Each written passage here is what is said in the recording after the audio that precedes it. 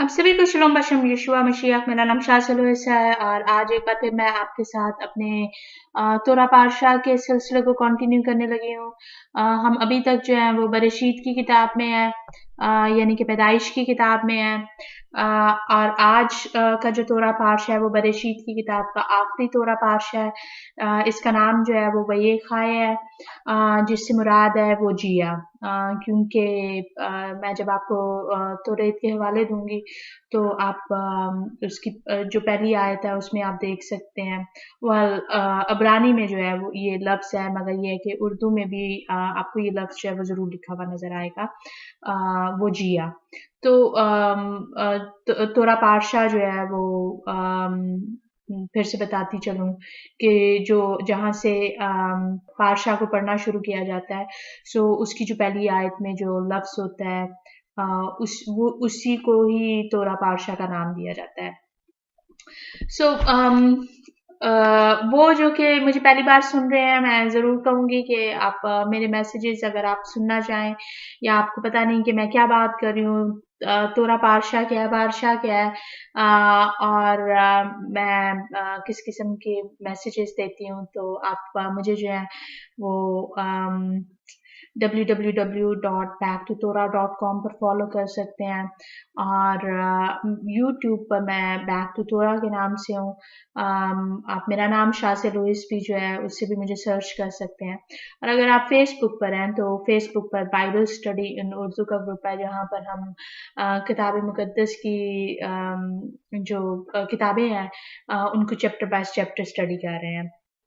सो ज़रूर मुझे जॉइन कीजिएगा। ओके, सो आज चूँकि बरशीत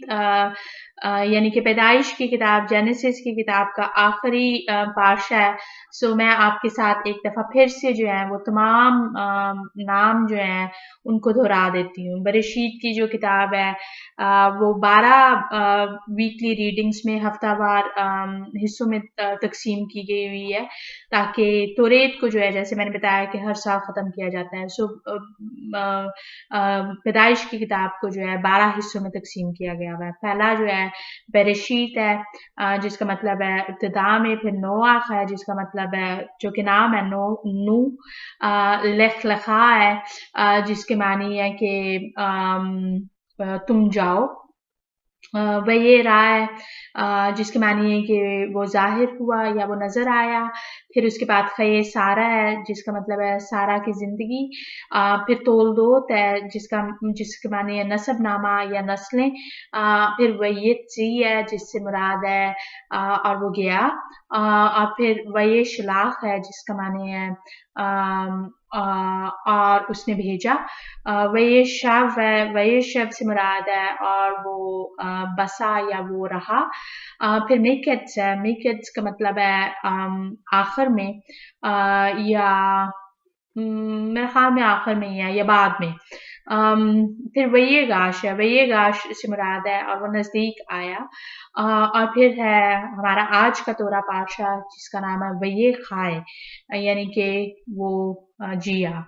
और इसके लिए जो है मैं आपको कलाम मुकद्दस में से जो तौरेत के हवाले, तौरेत अंबिया के सहीफ़ों में से या जो एक्स्ट्रा राइटिंग्स हैं उसमें से और नए अहदनामे के हवाले जो मैं आपको देती चलूँ। आप कलाम मुकद्दस में से इन हवालों को पढ़ेंगे। पैदाइश की किताब उसका 47वें बाब की 28वीं आयत से लेकर 50 बाब की 26वीं आयत, जो कि आखिरी आयत बनती है। Genesis chapter 47 from verse 28 to chapter 50 up to verse 26. हफ्तारा में जो है पहला सलातीन उसका दूसरा बाब पहली आयत से लेकर 12 आयत तक।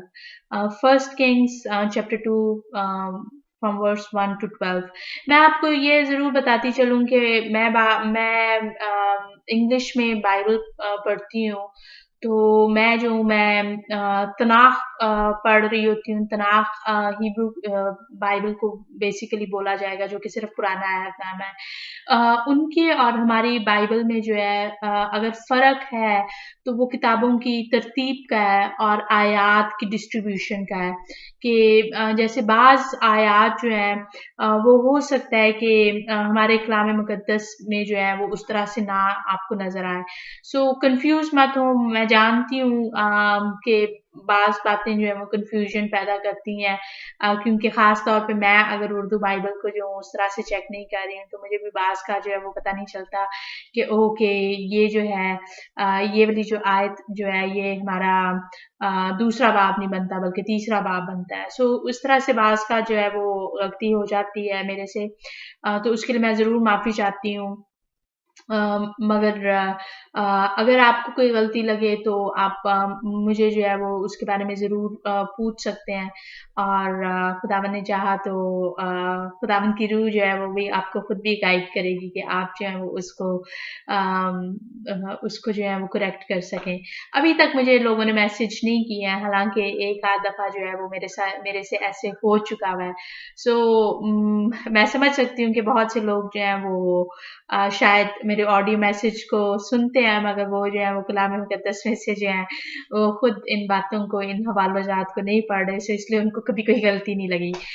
बट एनीवे नए अहदनामे में यानी कि बृत खदाशा से आप पहला पत्रस उसके पहले बाब की 9 आयात पढ़ेंगे। फर्स्ट पीटर एक्चुअली तीसरी आयत से नामी आयत तक sorry first Peter chapter 1 from verse 3 to 9 और फिर उसके बाद हिब्रूज चैप्टर 11 वर्स 21 and 22 अब्रानियों का खत उसके 11 बाब की 21वीं और 22वीं आयत। सो हमेशा की तरह जो है मेरे लिए हमेशा चैलेंज जो है वो ये होता है कि मैं आज किसके ऊपर बात करूं और पैदाइश की किताब के जो है अगर आपने इन हवालों को जो है वो कलाम मुक़द्दस में से पढ़ेंगे तो आपको 49 बाब में जो है वो याकूब का अपने बेटों को बरकत देने का हवाला नजर आएगा। 49 बाब में सॉरी 49 चैप्टर में तो और उसमें जो है वो इतनी अच्छी बातें हैं पेशेंट गोइयां हैं और मेरा दिल जो था वो उन पेशेंट गोइयों पर बात करने को कह रहा था मगर फिर मुझे ख्याल आया कि मुझे अपने इस साल के तौरा पातशाह को जो है वो सिर्फ और सिर्फ रूहानी पैगाम तक रखना है कि मैं उसमें से जो उस रूहानी पैगाम को आपके साथ शेयर कर सकूं क्योंकि तौरेत का जो तमाम का तमाम मकसद है या बाइबल जो हमारे पास है उसका मकसद जो है वो हमारी जिंदगी को संवारना है। सो हमारे लिए जो है इसमें क्या पैगाम है और मैं जब उसको देख रही थी तो मेरे ज़हन में जो था एंड में जो था जब मैं आयात को देख रही थी तो मेरे ज़हन में पैदाइश का 50 बाब उसकी 16वीं आयत का मुझे ख्याल आया। मेरे साथ 16वीं और 17-18 आयत तक जो मैं आपके साथ पढ़ने लगी हूँ। जेनेसिस चैप्टर 50 फ्रॉम वर्स 16 यहाँ पर जो है वो यूं लिखा हुआ है सो उन्होंने यूसुफ को ये कहला भेजा कि तेरे बाप ने अपने मरने से आगे ये हुक्म किया था कि तुम यूसुफ से कहना कि अपने भाइयों की खता और उनका गुनाह अब बख्श दे क्योंकि उन्होंने तुझसे बदी की। सो अब तू अपने बाप के खुदा के बंदों की खता बख्श दे। और यूसुफ उनकी ये बातें सुनकर रोया और उसके भाइयों ने खुद भी उसके सामने जाकर अपने सर टेक दिए और कहा देख हम तेरे खादम हैं। अगर एक्चुअली 19वीं और 20वीं आयत को भी मैं आपके साथ जो 21वीं आयत तक जो मैं पढ़ देती हूँ। यूसुफ ने उनसे कहा मत डरो, क्या मैं खुदा की जगह पर हूँ? तुमने तो मुझसे बदी करने का इरादा किया था लेकिन खुदा ने उसी से नेकी का कसद किया ताकि बहुत से लोगों की जान बचाए। चनांचे आज के दिन ऐसा ही हो रहा है इसलिए तुम मत डरो, मैं तुम्हारी और तुम्हारे बाल बच्चों की परवरिश करता रहूंगा। यूं उसने अपनी मुलायम बातों से उनकी खातिर जमा की। मैं जब भी माफी के बारे में सोचती हूँ क्योंकि इसमें जो है वो मुझे माफी का पैगाम नजर आता है और माफ़ी जो है मैं जब भी अ, किसी को माफ़ी देने के बारे में सोचती हूँ तो मेरे ज़हन में जो है वो हमेशा एक चीज़ आती है कि माफ़ी उन्हीं को दी जाती है जो कि माफ़ी के काबिल नहीं होते। और उनमें से जो है एक मैं भी हूँ, मैं भी माफ़ी के काबिल नहीं थी मगर खुदावंद ने मुझे माफ़ किया। सो जब मैं इन आयात को देख रही थी और अगर आप थोड़ा-सा पीछे जाएँ जहाँ पर यूसुफ ने जो है वो अपने भाइयों के सामने जो है अपने आप को एक्सपोज़ किया है। अपने आप को अपना नकाब मिस्रियों का नकाब उतार के फेंका है। तो यूसुफ ने जो है जब उनसे बात की तो यूसुफ ने जो है वो उनको ये नहीं कहा कि अ, मैंने तुम्हें जो है वो माफ़ किया। उसके भाइयों ने ये नहीं कहा कि तू हमें माफ़ कर दे कि हमने जो है तेरे खिलाफ बदी की, हमने तेरे साथ ऐसा किया, हमें जो है वो माफ़ कर देना। नहीं, ऐसा जो है वो आपको जो है वो बिल्कुल भी नज़र नहीं आएगा बल्कि उसकी जगह जो है वो आपको सिर्फ़ और सिर्फ़ जो है वो ये नज़र आएगा मेरे साथ जो है अगर आप 45वें बाब पैदाइश का 45वां बाब और उसकी चौथी आयत से अगर आप पढ़ना शुरू करें तो आपको आगे चंद आयात तक जो है वो नज़र आएगा कि उनमें से यूसुफ ने भी उनसे जिस तरह से बात की थी उसमें जो है वो ऐसा नहीं है कि यूसुफ ने कहा हो कि मैंने जो है वो तुम्हें माफ़ किया। जेनेसिस चैप्टर 45 मैं वर्स 4 से जो पढ़ना शुरू करने लगी हूँ चौथी आयत से यहाँ पर लिखा हुआ है और यूसुफ ने अपने भाइयों से कहा जरा नजदीक आ जाओ और वो नजदीक आए तब उसने कहा मैं तुम्हारा भाई यूसुफ हूँ जिसको तुमने बेचकर मिस्र पहुंचवाया और इस बात से कि तुमने मुझे बेचकर यहाँ पहुंचवाया ना तो गमगीन हो और ना अपने अपने दिल में परेशान हो क्योंकि खुदा ने जानों को बचाने के लिए मुझे तुमसे आगे भेजा इसलिए कि अब 2 बरस से मुल्क में काल है और अभी 5 बरस और ऐसे हैं जिनमें ना तो हल चलेगा ना फसल कटेगी और खुदा ने मुझको तुम्हारे आगे भेजा ताकि तुम्हारा बगैया जमीन पर सलामत रखे और तुमको बड़ी रहाई के वसीले से जिंदा रखे बस तुमने नहीं बल्कि खुदा ने मुझे यहाँ भेजा और उसने मुझे गोया फरून के बाप का बाप और उसके सारे घर का खुदाबंद और सारे मुल्क मिस्र का हाकिम बनाया अगर आप इन आयात को आपने आपने ध्यान दिया है तो उसके बाद भी जो है वो आपको कहीं पर भी जो है वो नजर नहीं आया होगा कि कहीं पर भी जो है वो माफी की बात हुई है और अब जबकि इस तोरा पातशाह में जो है हम पढ़ते हैं कि याकूब जो है वो तो जिंदा नहीं रहे और उनके जो यूसुफ के जो भाई जो हैं वो अब डर गए हैं कि अब तो यूसुफ जो है वो उसके पास तमाम अख्तियार है यूसुफ जो है वो अगर हमें कैद करना चाहे हमें मारना चाहे क्योंकि हमने उसके साथ बदी की थी तो वो जो है वो ऐसा कर सकते हैं एक और चीज जो है वो मैं आप लोगों के साथ इस तोरा पातशाह में जो हूँ यहाँ पर वो मैं क्लियर करती चलूँ वो ये है कि काफ़ी साल पहले जो था मैं भी यही सोचती थी कि क्योंकि जिस तरह से मुझे सिखाया गया था या मैंने जाना था तो मैंने भी वैसी ही तालीम देना शुरू की थी कि मदियानी और इस्माइली जो है वो दोनों तजारत का काम करते थे सो इसलिए जो है वो तजारती जो अम, जो अल्फाज जो हैं वो अदल बदल कर इस्तेमाल हुए हैं सो जब यूसुफ के भाइयों ने यूसुफ को गड्ढे में डाल दिया तो उन्होंने जो था इस्माइलियों का जो काफिला था उसको देखा था और वो जो थे उन्होंने उनको यूसुफ को बेचने का फैसला किया था मगर बाद में जो है वो हम ये पढ़ते हैं कि मध्यानी सौदागर अगर आप मेरे साथ पैदाइश का 37वां बाब 37 चैप्टर अगर मैं उर्दू में गलत बोल रही हूँ तो मुझे माफ कीजिएगा, उम्मीद है कि सही है। 37वां बाब और उसकी 28वीं आयत। सो यहाँ पर जो है वो लिखा हुआ है, फिर वो मदियानी सौदागर उधर से गुजरे, तब उन्होंने यूसुफ को खींच कर घड़े से बाहर निकाला और उसे इस्माइलियों के हाथ 20 रुपए को बेच डाला और वो यूसुफ को मिस्र में ले गए। सो ऐसे जो है वो लगता है ऐसे है कि भाइयों ने बेच डाला है। मगर वहां पर जो है वो भाई नहीं है जिन्होंने उसको घड़े से निकाला है। मदियानी और इस्माइली जो थे वो तिजारत का काम तो करते थे, मगर ये है कि अगर उन्हें कुछ चोरी करके कुछ हासिल करना पड़ता था, या जैसे आपने शायद मूवीज में देखा हो कि कैसे काफिलों को जो था वो लूट लिया जाता था और फिर आगे उस माल को जो था, लूट के माल को जो था आगे बेच दिया जाता था। सो मदियानियन ने क्या किया कि उन्होंने जो था यूसुफ को की आवाजें सुनकर जो था शायद इस वजह से जो था उन नजर आया कि यूसुफ जो है वो तो घड़े में गिरा पड़ा हुआ है, और वो जो घड़े जो थे वो उस मकसद ही के लिए बनाए गए हुए थे कि पुराने टाइम में जो था वो जमीन में एक बड़ा सा घड़ा खोद देते थे और फिर जो जिसको कैद में डालना होता था उसको उस घड़े में फेंक देते थे। सो यूसुफ के भाइयों ने जो है वो उस किस्म के एक घड़े को इस्तेमाल किया, और मदियानियों ने क्या किया कि उसमें से जो, जबकि यूसुफ के भाई जो थे वो तो खाना खाने दूर बैठे हुए थे ताकि उन्हें जो है वो यूसुफ के रोने की,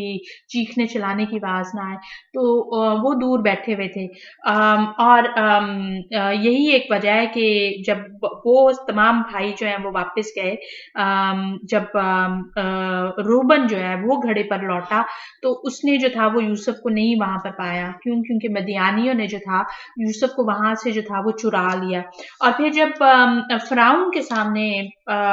यूसुफ को पेश किया गया तो वो जो है वो सॉरी, फिरौन से पहले जो है जब वो उन लोगों से बात कर रहा है जो कि जो जो फिरौन के गुलाम थे, यानी कि एक जो था वो साकी था और एक जो था वो रोटी बनाने वाला था। तो उनमें से उनको जो था वो यूसुफ ने जो था वो ये कहा कि मुझे जो है वो मेरे बाप के घराने से जो है वो अलहदा कर दिया गया। मैं उस हवाले को जो आपको बताऊं,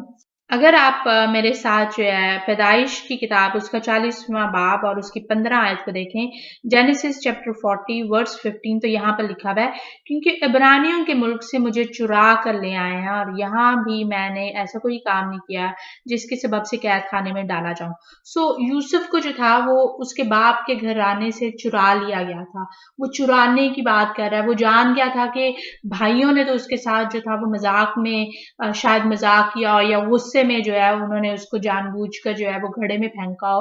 मगर वो जानता था कि वो जो है वो गुस्सा था, मगर आगे जो है उसको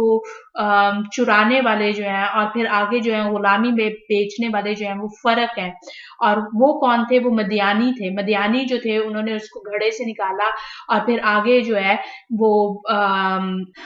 इस्माइलियों के हाथ जो है गुलामी में बेच डाला। सो ये जो है ये एक वो बात है जो कि अक्सर हम लोग जो है वो नहीं सोचते हैं कि यूसुफ को वो गुलामी में बेचने वाले उसके भाई नहीं थे बल्कि मदियानी थे जिन्होंने उसको चुराया। सो तभी यूसुफ जो है वो उनसे यूं बात कर रहा है कि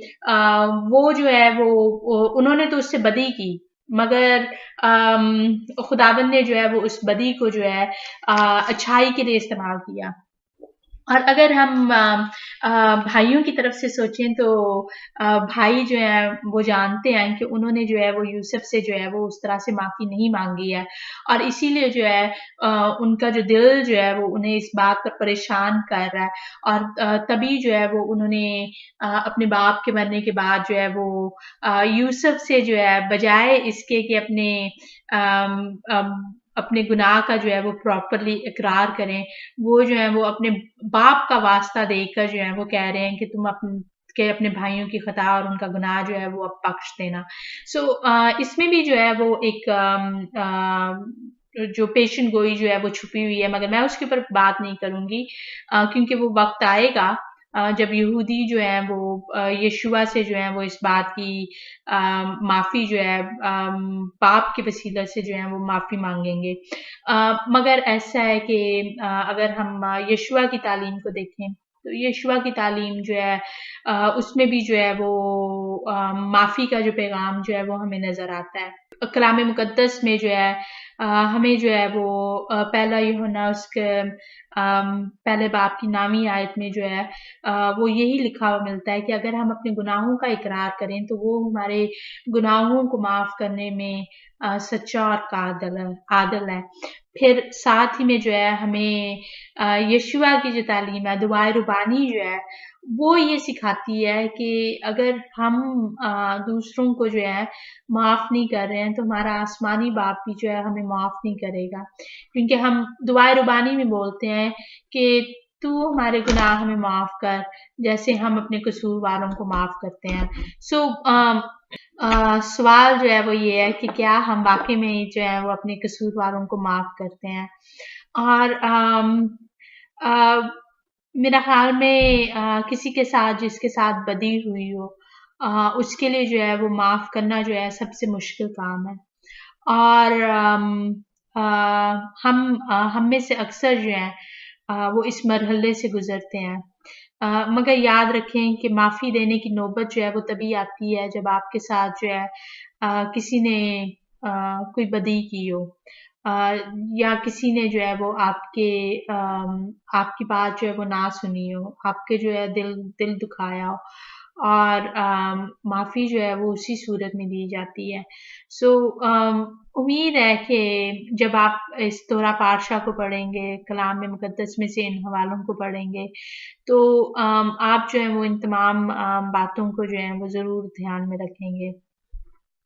कि माँ कलाम मुकद्दस जो है वो शुरू से ही जो है वो हमें माफ़ी का दर्स देते आई है। और कहने को तो मैं आपके साथ बहुत सी कलाम मुकद्दस में से आयात को शेयर कर सकती हूँ, मगर पता नहीं क्यों अभी मेरे ज़हन में जो है वो कुलसियों का 3रा बाब और उसकी 13 आयत मैं आपके साथ शेयर करने लगी हूँ। यहाँ पर जो है वो यूं लिखा हुआ है, Colossians chapter 3 verse 13। अगर किसी को दूसरे की शिकायत हो तो एक दूसरे की बर्दाश्त करे और एक दूसरे के कसूर माफ करे, जैसे खुदावन ने तुम्हारे कसूर माफ किए वैसे ही तुम भी करो। कलाम मुकद्दस जो है वो हमें एक दूसरे को ना सिर्फ बर्दाश्त करने को कहता है बल्कि कसूर माफ करने को कहता है, क्योंकि साथ ही में जो है वो हमें ये भी याद दिलाया जाता है कि खुदावंद ने भी हमारे कसूर जो है वैसे ही माफ किए हैं। हमें भी जो है आगे से वैसे ही दूसरों के साथ करना है और यशुआ के मसलूब होने में जो है ये हमें ज़रूर दिखाई देता है। उम्मीद है कि आप इन तमाम बातों पर ज़रूर गौर करेंगे। आप सभी को शलोम। खुदावन ने चाहा तो अगली दफ़ा जो है हम शिमोत से यानी कि खरूज की किताब से अपने तोरा पातशाह के सिलसिले को कंटिन्यू करेंगे। खुदावंद आप सभी के साथ हों। आप सभी को शलोम।